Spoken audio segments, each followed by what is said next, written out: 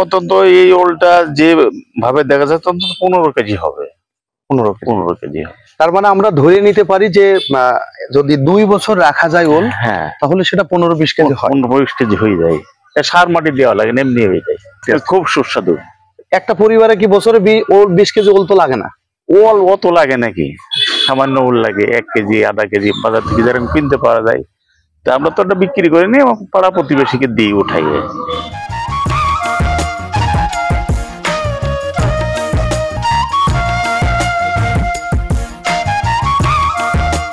কন্দাল জাতীয় ফসলের মধ্যে ওল একটি অতি গুরুত্বপূর্ণ সুস্বাদু সবজি, যা বর্ষা মৌসুমে সবজির যখন সংকট থাকে তখন ওল একটা বড় সাপোর্ট দেয় বাংলাদেশের মানুষের খাদ্যের যোগান হিসেবে। এখানে আমরা এই শখের বাগানের কাছ থেকে যে ওলটা পেয়েছি, এরকম ওনার ভাষ্য যে এরকম যদি কেউ 2 বছর রেখে ওল আবাদ করেন তাহলে সাধারণ যে আবাদ তার চেয়ে লাভবান হবে।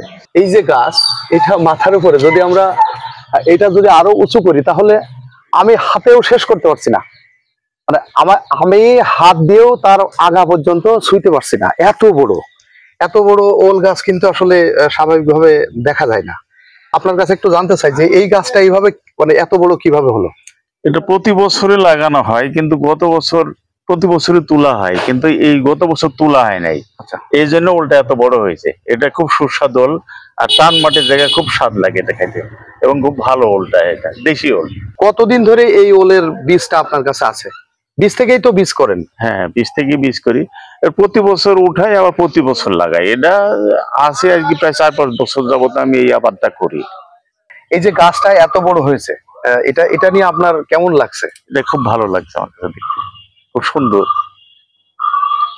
তাহলে আপনি যদি বাণিজ্যিক ভিত্তিতে যদি কাউকে চাষ করতে বলেন বা কেউ যদি করে, তাহলে যদি 2 বছর রাখা যায় তাহলে তো এভাবেই এত বড়ই তো হবে। এর থেকে বড়ও হইতে পারে আরো, এর থেকে আরো বড় হইতে পারে।